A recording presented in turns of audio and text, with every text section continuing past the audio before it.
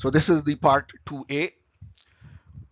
Briefly describe what are ferrous and non-ferrous metals and alloys. We described it in the class, we asked it many times, so the answer is very simple. There are two major categories of metals and alloys: ferrous, non-ferrous. So irons and steels, all that group is ferrous. Copper, aluminum, and all of the others belong to the group of non-ferrous. This is one thing. Then ferrous have high tensile strength, high durability, excuse me, high carbon content. They can cause rusting. They are mostly magnetic. They are very useful for motor and electrical applications. Non-ferrous, malleability or formability or ductility is the main advantage over ferrous metals. There is no iron content. They have high resistance to corrosion. They don't corrode. They are non-magnetic. They are important for many electronic and wiring applications. So we discussed it in the class also, and again many of you got it very right. Again, for section 1 people this question is new. For section 2 people you are just trying to revise it. Question 2b for this section: the column has a cross-sectional area of 12 millimeter square into 10 raised to 3. Sorry, right? It is subjected to an axial force of 50 kilonewton. If the base plate to which the column is attached has a length of 250 millimeter, determine its width d so that the average stress in the plate is 1/3 of the average compressive stress in the column. What is the stress on the plate? The diagram is given, right? This is the base plate. One side is 250, the other side is unknown length d. This is the column. The load on the column is 50 kilonewtons, right? So what is given? Cross-sectional area of the column, right? Here dimensions are not given, but the cross-sectional area, this cross-sectional area on which the load is there. This is the cross-section. Only this top area. Remember this is the cross-sectional, because you cut anywhere you get the same top area. So the cross-sectional area is directly given. That is one thing. The load is given. That is the other thing, right?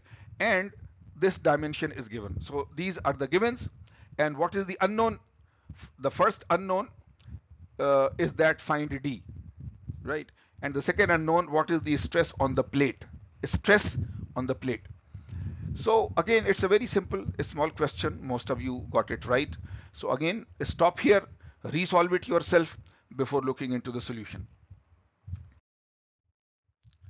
So here we are just showing you the solution. We are just drawing you the diagrams again, but these things are very simple.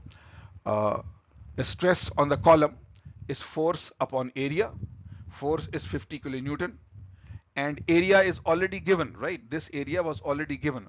I am just dividing, changing this and that because of the units. So directly the answer is 4.167 megapascal. This is there. Then it was given that a stress on the base is 1/3 stress on the column. So stress on the column is this, stress on the column is this, right? So now if you are trying to write a stress on the base, right? So the value is 1/3 of this. It is already done now, right? It is 1/3 of this. So this is the stress. And normal value, force upon area. So force is 50 and 250 millimeter into d, right? So I would write 250 millimeter into 10 raised to minus 3 rather than like this. But now this is the equation. Solve for d. D comes out to be 0.144 meter or 144 millimeter, right? And what is the stress on this one?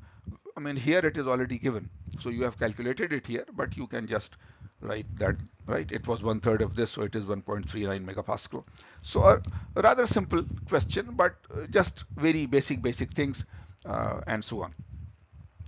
So this way now for quiz 1 is now completely solved.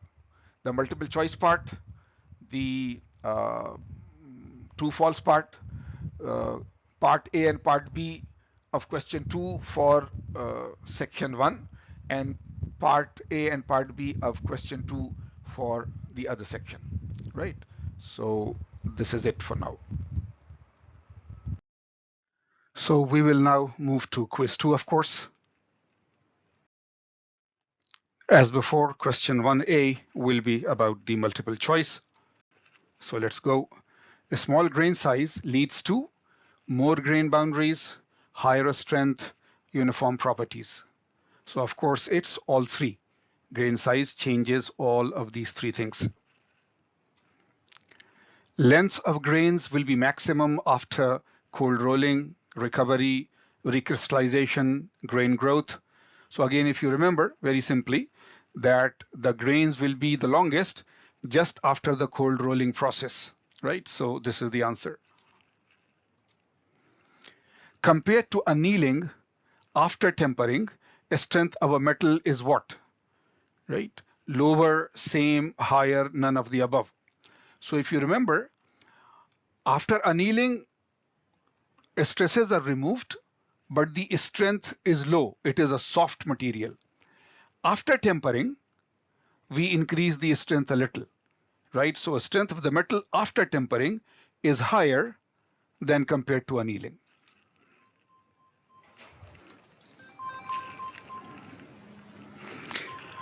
Due to plastic deformation of a metal, changes occur in what?